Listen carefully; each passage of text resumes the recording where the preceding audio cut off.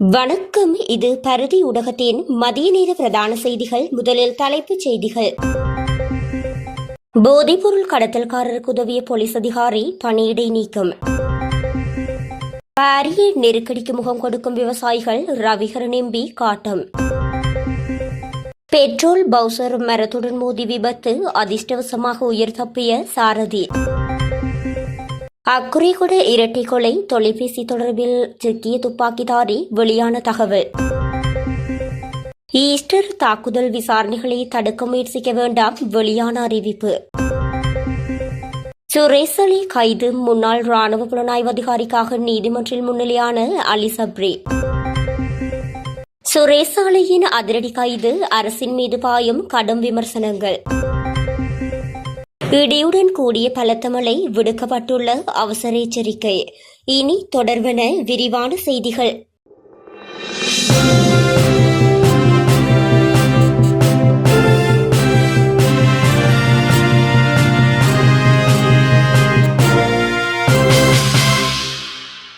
சிறைச்சாலைக்குள் இருக்கும் போதைப்பொருள் கடத்தல்காரருக்கு கையடக்க தொலைபேசிகளை கடத்த உதவிய குற்றச்சாட்டில் காவல்துறை சார்ஜென்ட் ஒருவர் உடனடியாக அமுலுக்கு வரும் வகையில் பணியிடை நீக்கம் செய்யப்பட்டுள்ளார்.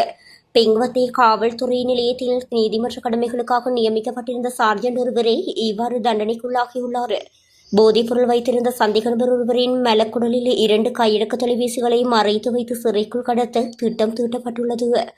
இதற்கு உடந்தையாக இருந்த சார்ஜென்ட் வாதுவையைச் சேர்ந்த கடத்தல்காரரின் நெருங்கிய சகாவிடம் இருந்த ஒரு தொலைபேசிக்கு 5000 ரூபாய் வீதம் மொத்தம் 10,000 ரூபாவை கையூட்டலாக பெற்றுள்ளார். கிடைக்கப்பெற்ற ரகசிய தகவலின் அடிப்படையில் பெங்குவத்தை காவல்துறை நிலைய பொறுப்பதிகாரியின் உத்தரவின் பேரில் முன்னெடுக்கப்பட்ட சோதனையின் போது குறித்த சந்தேக நபரிடமிருந்து 2 தொலைபேசிகள் மீட்கப்பட்டன. பணி நீக்கம் செய்யப்பட்டுள்ள இந்த சார்ஜென்ட் ஏற்கனவே களுத்துறை தெற்கு காவல்துறை நிலையத்தில் பணியாற்றிய போதும் பல்வேறு ஊழல் குற்றச்சாட்டுகளை எதிர்கொண்டவர் என சிரேஷ்ட காவல்துறை அதிகாரிகள் தெரிவித்துள்ளனர். மேலும் இந்த சம்பவம் குறித்து பாணந்துறை காவல்துறையினர் மேலதிக விசாரணைகளை முன்னெடுத்து வருகின்றனர். விவசாயிகள் நெல் சந்தைப்படுத்தல் சபையினூடாக தமது நெல்லை சந்தைப்படுத்துவதற்கு பாரிய நெருக்கடிகளுக்கு முகம் கொடுத்து வருவதாக சுட்டிக்காட்டிய வன்னி மாவட்ட நாடாளுமன்ற உறுப்பினர் துரைராசா ரவிகரன், தமிழ் மக்களிடமிருந்து ஆக்கிரமிக்கப்பட்ட காணிகளில் உற்பத்தி செய்யப்பட்ட தமது நெல்லினை இராணுவத்தினர் அடாவடியாக நெல் சந்தைப்படுத்தல் சபையூடாக சந்தைப்படுத்துதல் செய்துள்ளதாகவும் தெரிவித்துள்ளார். முல்லைத்தீவு நீராவி பெட்டி பகுதியில் அமைந்துள்ள நெல் சந்தைப்படுத்தல் சபைக்குரிய நெற்களஞ்சிய சாலையில் கடந்த 24/2/2026 அன்று விவசாயிகள் தமது நெல்லினை சந்தைப்படுத்துவதற்காக காத்திருந்தபோது அடாவடியாக அங்கு நுழைந்த இராணுவத்தினர் இவ்வாறு தமது 70 மூடிகளுக்கு மேற்பட்ட நெல்லினை சந்தைப்படுத்தல் செய்துள்ளதாகவும் சுட்டிக்காட்டினார். இவ்விடயம் தொடர்பில் நேற்றைய தினம் ஊடகங்களுக்கு கருத்து தெரிவிக்கும் போதே நாடாளுமன்ற உறுப்பினர் மேற்கண்டவாறு தெரிவித்துள்ளார். இதன்போது அவர் மேலும் தெரிவிக்கையில், முல்லைத்தீவு மாவட்டத்தில் நெல் சந்தைப்படுத்தல் சபைக்குரிய நெற்களஞ்சிய சாலைகளில் ஏற்கனவே 2025 சிறுபோகத்தில் கொள்வனவு செய்யப்பட்ட நெல் மூட்டைகள் அகற்றப்படாமல் நிறைந்திருப்பதால் தமக்கு களஞ்சிய சாலை வசதி இல்லாத சிக்கல் நிலை ஏற்பட்டுள்ளதாகவும், எனவே விவசாயிகளிடமிருந்து 2025 முதல் 2026 ஆண்டுக்குரிய பெரும்போக்கத்தில் அறுவடை செய்யப்பட்ட நெல்லினை கொள்வனவு செய்ய முடியாத நிலை ஏற்பட்டுள்ளதாகவும் நெல் சந்தைப்படுத்தல் சபை தெரிவித்திருந்தது. அதற்கமைய தற்போது 14% மற்றும் 14% குறைந்த ஈரப்பதனுடைய நெல்லை ஒரு விவசாயிடமிருந்து 2500 கிலோகிராம் என்ற மட்டுப்படுத்தப்பட்ட அளவில் நெல் சந்தைப்படுத்தல் சபை நெற்கொள்வனவை ஆரம்பித்துள்ளது. இந்நிலையில் பெருத்த சிரமங்களுக்கு மத்தியில் நெல்முடிகள் ஏற்றப்பட்ட உழவு இயந்திரங்களை வரிசையில் நிறுத்தி விவசாயிகள் நெல்லை சந்தைப்படுத்துவதற்கான செயற்பாடுகளில் ஈடுபட்டு வருகின்றனர். ஹபரணை பக்கமிருந்து திருகோணமலை நோக்கி பயணித்த பெட்ரோல் பவுசர் ஒன்று இன்றைய தினம் அதிகாலை விபத்துக்குள்ளாகியுள்ளது. கந்தலாய் 93ஆம் கட்டை பகுதியில் அதிகாலை சுமார் 2 மணியளவில் குறித்த பவுசர் கட்டுப்பாட்டை இழந்து வீதியை விட்டு விலகி அருகில் இருந்த மரத்துடன் மோதியுள்ளது. இந்த கோர விபத்தில் பெட்ரோல் பவுசரின் முன்பகுதி பலத்த சேதமடைந்துள்ளது. எனினும் பவுசரின் சாரதி எவ்வித காயங்களுமின்றி அதிர்ஷ்டவசமாக உயிர் தப்பியுள்ளார். சாரதி தூக்க கலக்கத்தில் இருந்தவையே இந்த விபத்துக்கு காரணம் என ஆரம்பகட்ட விசாரணைகளில் தெரிய வந்துள்ளது. விபத்து தொடர்பான மேலதிக விசாரணைகளை கந்தலாய் போலீசார் மேற்கொண்டு வருகின்றனர். அக்குறைகுடவில் வழக்கறிஞர் மற்றும் அவரது மனைவி சுட்டுக் கொல்லப்பட்ட சம்பவம் தொடர்பாக மொனராகலை போலீசாரால் கைது செய்யப்பட்ட 2வது துப்பாக்கிதாரி பற்றிய பல தகவல்கள் வெளியாகியுள்ளன. குறித்த நபர் சட்டபூர்வமாக விடுவிக்கப்பட்ட கடற்படை வீரர் எனவும் கரந்தனிய சுத்தாவின் மிகவும் நம்பகமான மற்றும் திறமையான துப்பாக்கிச்சூட்டு நபராக அவர் இருப்பதாகவும் கூறப்படுகின்றது. இரட்டை கொலை தொடர்பாக 2 துப்பாக்கிதாரிகளையும் அவர்களுக்கு ஆதரவளித்த ஒரு குழுவையும் போலீசார் தற்போது கைது செய்துள்ளனர். இத்தகைய சூழலில் மொனராகலை பகுதியில் உள்ள ஒரு வீட்டில் சம்பந்தப்பட்ட நபர் மறைந்திருப்பதாக 119 போலீஸ் அவசர எண்ணுக்கு குடியிருப்பாளர் ஒருவரிடமிருந்து போலீசாருக்கு தகவல் வழங்கப்பட்டமைக்கமைய கைது செய்யப்பட்டுள்ளார். சந்தேக நபர்களை அவர்களின் புகைப்படங்கள் மூலம் பின்னர் உறுதிப்படுத்திய மேற்கு தெற்கு குற்றப்பிரிவு அவர்களை பலத்த பாதுகாப்புடன் கொழும்பு அழைத்து வந்துள்ளது. இவ்வாறு கைது செய்யப்பட்ட 3 பேரில் ஒருவர் கனன்கே பகுதியைச் சேர்ந்த 39 வயதான முன்னாள் கடற்படை வீரர் மனோஜ் உதயங்கா அவர் ரூபஸ் ரமேஷ் என்ற பெயரிலும் அழைக்கப்பட்டுள்ளதாகவும் குறித்து அந்த பெயரில் வெளிநாட்டு கடவுச்சீட்டையும் வைத்திருந்ததாகவும் போலீசார் கூறுகின்றனர். குறித்த நபர் சுமார் 11 ஆண்டுகளாக கடற்படையிலிருந்து சட்டபூர்வமாக விடுவிக்கப்பட்டுள்ளார். ஈஸ்டர் ஞாயிற்றுக்கிழமை நடந்த பயங்கரவாத தாக்குதல்கள் தொடர்பான விசாரணைகளை தடுக்க முயற்சிக்க வேண்டாம் என்று கொழும்பு மறைமாவட்டத்திற்கான ஊடக பேச்சாளர் அருட்தந்தை சிறில் காமினி தெரிவித்துள்ளார். ஈஸ்டர் தாக்குதல்கள் தொடர்பாக இடம்பெற்ற விசேட ஊடகவியலாளர் சந்திப்பில் கலந்து கொண்டு கருத்து தெரிவிக்கையிலேயே இதனை தெரிவித்துள்ளார். இது 300 உயிர்களை கொன்ற ஒரு கொடூரமான தாக்குதல். அவர்களில் பெரும்பாலோர் ஈஸ்டர் ஞாயிறு திருப்பலியில் கலந்து கொள்ள சென்றவர்கள். இதன் பின்னணியில் உள்ள உண்மையை கண்டறிவது இந்த நாட்டில் சட்டம் முறையாக செயற்படுத்தப்படுகிறது என்பதை எவரும் புரிந்து கொள்ள முடியும்.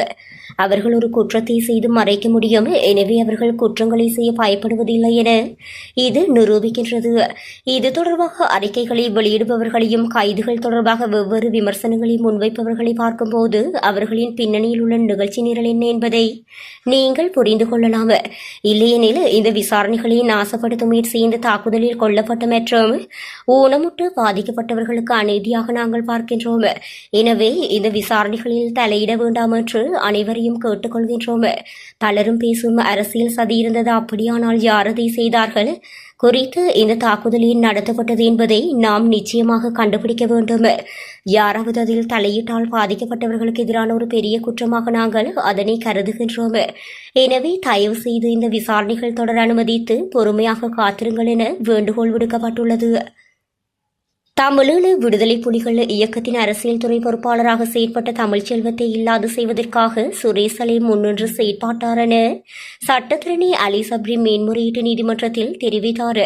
குறித்த மனு நேற்றைய தினம் மேன்முறையீட்டு நீதிமன்றத்தின் தலைமை நீதிபதி ரோஹந்த அபேசூரிய மற்றும் நீதிபதி பிரியந்த பெர்னாண்டோ ஆகியோர் முன்னிலையில் பரிசீலனைக்கு எடுத்துக் கொள்ளப்பட்ட நிலையில் மனுதாரர் சார்பில் முன்னிலையான போதே அலி சப்ரி இவ்வாறு குறிப்பிட்டார்.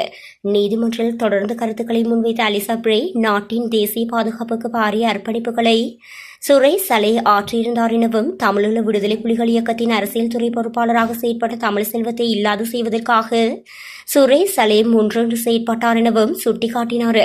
இந்நிலையில் 2015ஆம் ஆண்டு இவ்வாறானதொரு நடவடிக்கை இடம்பெற்றதை சுட்டிக்காட்டிய சட்டத்தரணி அதனைத் தொடர்ந்து நாட்டின் ஒட்டுமொத்த தேசிய பாதுகாப்பு நிலைமையும் அபாயத்தில் வீழ்ந்ததாகவும் மேன்முறையீட்டு நீதிமன்றத்தில் கூறியுள்ளார். இந்நிலையில் தனது சேவை பெறுநரான கேர்னல் கெலும் மத்துமகவுக்கு எதிராக குற்றப்புலனாய்வு திணைக்களம் தற்போது விசாரணைகளை ஆரம்பித்துள்ளதாகவும் அவ்வாறானதொரு விசாரணையை மேற்கொள்வதற்கு எந்தவித அடிப்படை சாட்சிகளும் இல்லை எனவும் அலி சப்ரி குறிப்பிட்டுள்ளார். அரசு புலனாய்வு பிரிவின் முன்னாள் பிரதானியொருவர் ஓய்வு பெற்ற மேஜர் ஜெனரல் சுரேஷ் ஆலையின் கைது தொடர்பாக நாடாளுமன்ற உறுப்பினர்களான முஜிபுர் ரஹ்மான் மற்றும் சுஜித் சஞ்சய் பெரியர் ஆகியோர் அரசாங்கத்தின் மீது கடுமையான விமர்சனங்களை முன்வைத்துள்ளனர். உயிர்த்த ஞாயிறு தாக்குதல் விசாரணைகளில் வெளிப்படைத்தன்மை இருக்க வேண்டுமாயின் தற்போதைய பாதுகாப்பு தரப்பில் உள்ள முக்கிய அதிகாரிகளை பதவியிலிருந்து நீக்கிவிட்டு விசாரணைகளை முன்னெடுக்குமாறு கோரிக்கை விடுக்கப்பட்டுள்ளது.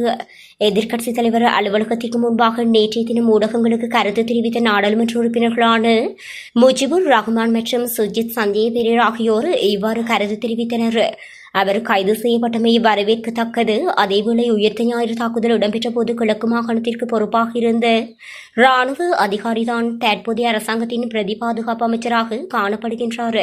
எனவே இந்த விசாரணையை சரியான முறையில் முன்னெடுப்பதற்கு அவரை பதவியிலிருந்து நீக்கிவிட்டு விசாரணைகளை மேற்கொள்ளுமாறு கேட்டுக்கொள்கின்றோம் என்றார். இவ்வாறான கைதுகளின் மூலம் ஒரு நிலக்கரி ஊழலை ஒருபோதும் மறைக்க முடியாது.